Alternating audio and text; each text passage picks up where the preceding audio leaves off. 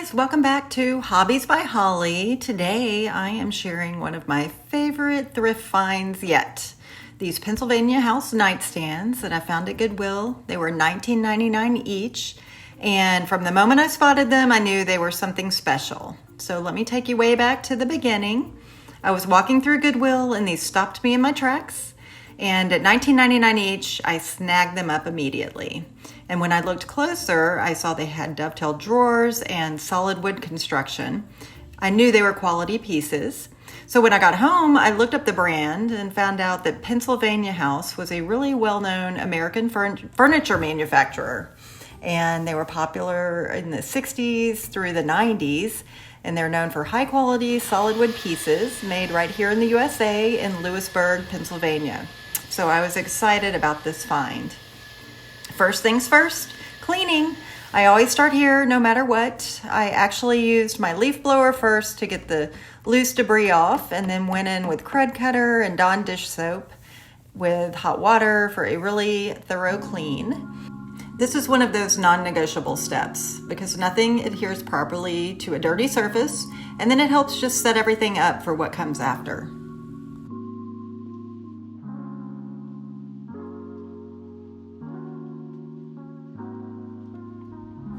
I removed the original hardware and I decided not to keep it this time. I had some other things in mind. Then I had to make a decision about the tops and drawer fronts. So my original plan was to sand the drawer fronts down too, but once I got into it, I realized the detail work on them made it really hard to sand properly. So I made the call to paint the drawer fronts and focus my sanding efforts on the top only. So now for the sanding, and I want to talk about this because I really focused on doing this right. So to avoid any sanding swirls, I actually started with a higher grit this time, 120. I used 120 for quite a while because, as you can see, it was a long process of removing the original stain.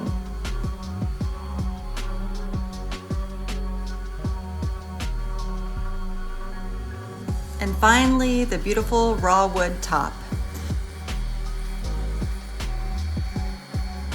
From the 120, I moved on to 150, 180, and finally 220.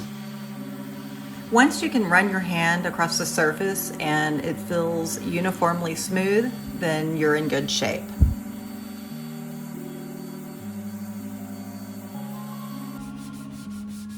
The tops have a detailed edging, so at first I tried using my sanding sponge with a 120 grit, but that wasn't quite getting it, so it was time to bring out my mouse detail sander. Using a 120 grit, that did the trick. Next up were the drawer fronts, and as I said, I was originally planning to sand them down to raw wood as well and stain, but I realized with all the edging and details, it really wasn't practical, so decided I would just paint those as well. Here I'm just using a 120 grit to scuff up the surface for paint. So once I was happy with the sanding, I got out my saran wrap and taped off the tops. And this is something I do because that way when I use my sprayer, I don't get any overspray on the top and ruin all that hard work that I just did.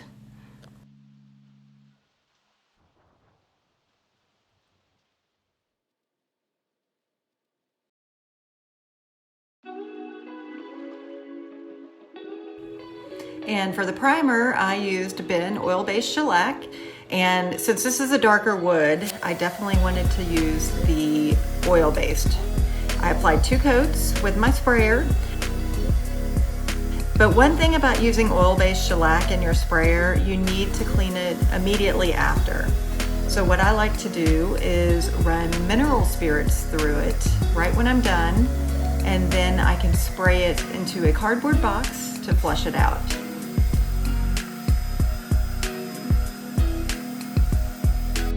A lot of times after priming, you're able to really see the areas that possibly need some touch-up. So I applied my Bondo and made sure that I sanded in between coats to ensure that smooth finish.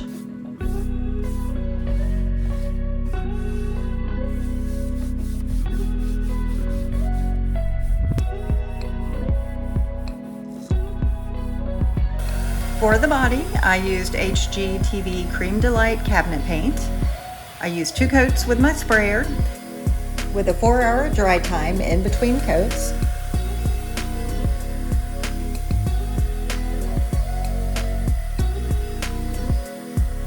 And one thing I learned, when you're spraying inside an open cabinet area, be really careful because the paint fumes can come right back in your face. Maybe wear some goggles. And one of the great things about this paint is that it doesn't require a top coat. It's already built in, and that saves a whole extra step. Now for the part I was most excited about, the tops. I removed the saran wrap and first wiped the raw wood with mineral spirits. This is such a valuable step because this helps you see exactly how the stain will take to the wood, and it reveals any swirl marks before you commit. So everything looked great.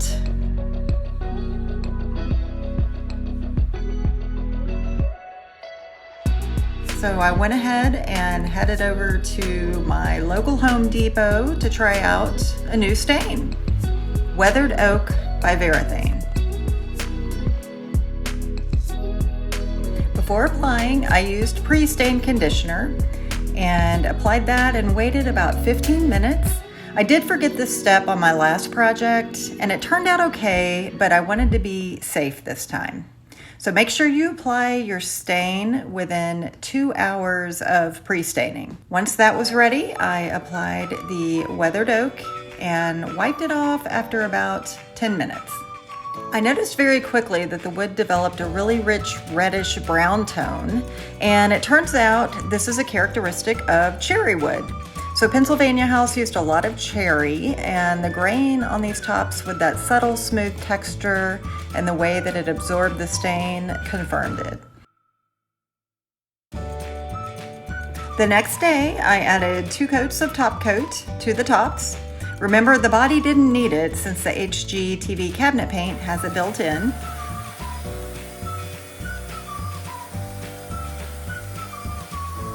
And then it was time for the hardware. I had ordered champagne bronze from Amazon, and I'm so happy with how it complements the Cream Delight and the Weathered Oak stain. One little thing I noticed while staging was some overspray on the drawer sides. So a quick wipe with nail polish remover, which is acetone, took care of it instantly. And here they are, from Goodwill to gorgeous. $19.99 each at Goodwill.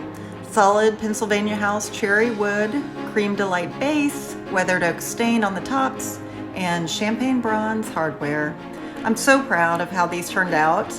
The cherry wood gave such a warm, rich tone to the stain, and I really wasn't expecting it. I think it makes them look even more beautiful. What do you think?